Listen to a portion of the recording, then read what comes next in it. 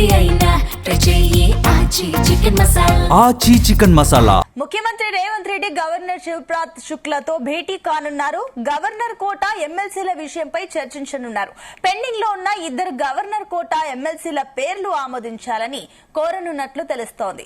Professor Kodandaram, Azharuddin పేర్లు ఆమోదించాలని విజ్ఞప్తి చేస్తే అవకాశాలు కూడా ఉన్నాయి. అయితే ఏ సభలో సభ్యుడు కానప్పటికీ మంత్రిగా అజారుద్దీన్ అయితే కొనసాగుతున్నారు. ఆయన మంత్రి పదవి చేపట్టి ఈ నెలాఖరుతో 6 నెలలు పూర్తి కానుంది. 6 నెలల్లోపు ఏదో ఒక సభలో సభ్యుడిగా ఉండాల్సిన అవసరం కూడా ఉంది. గవర్నర్ ఆమోదించకపోతే ఈ నెల 30 తర్వాత అజారుద్దీన్ పదవి కోల్పోయే అవకాశం ఉంది. ఈ నేపథ్యంలోనే గవర్నర్ తో సీఎం భేటీ ప్రాధాన్యం సంతరించుకుంది.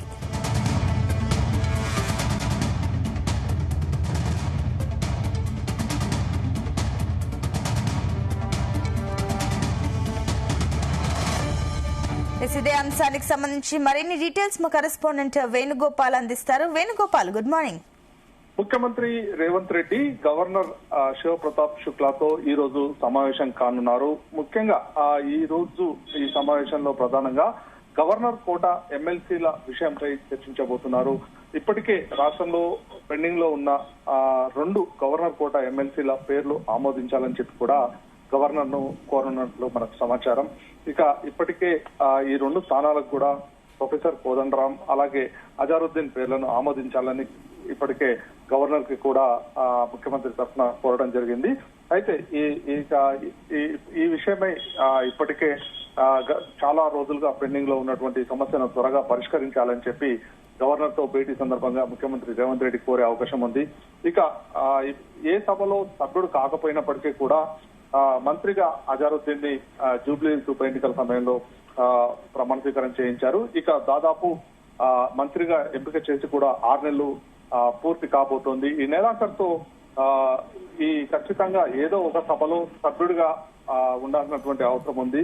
అయితే ఈ నేపథ్యంలో ఈ రోజు ముఖ్యమంత్రి రేవంత్ రెడ్డి గవర్నర్ తో భేటీ సందర్భంగా ఈ 2 ఎమ్మెల్సీ స్థానాలను కూడా ఫైనల్ చేయాలని చెప్పి కోరే అవకాశం ఉంది.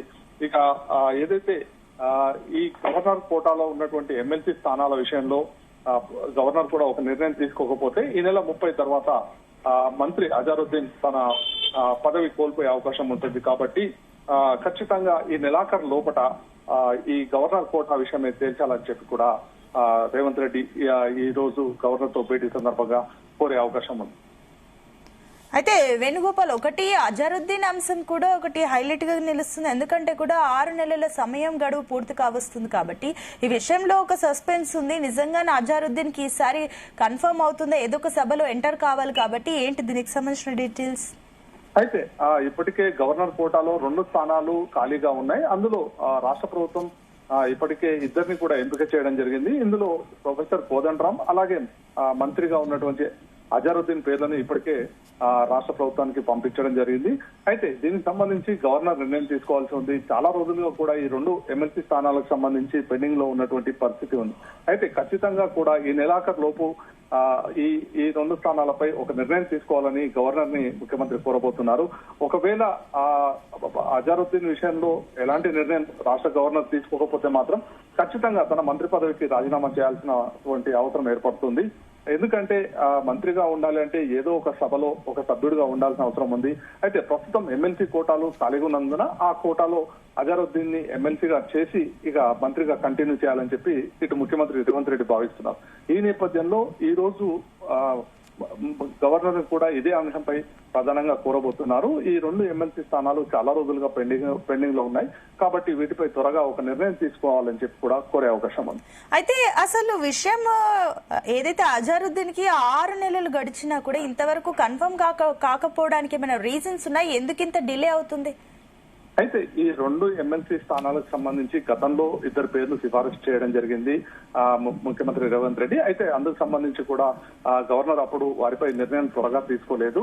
అయితే మరోవైపు ఇదే అంశం సంబంధించి బీఆర్ఎస్ కూడా కోర్టుకు వెళ్లడం జరిగింది. తదనంతరం జరిగిన పరిణామాల నేపథ్యంలో ఇక గవర్నర్ నిర్ణయం తీసుకోవాల్సి ఉంటుంది అని చెప్పి కూడా చెప్పడంతో ఇక గవర్నర్ ఏ నిర్ణయం తీసుకుంటాడు అనేది అందరూ కూడా ఆసక్తిగా ఎదురు చూస్తున్నటువంటి పరిస్థితి ఉంది.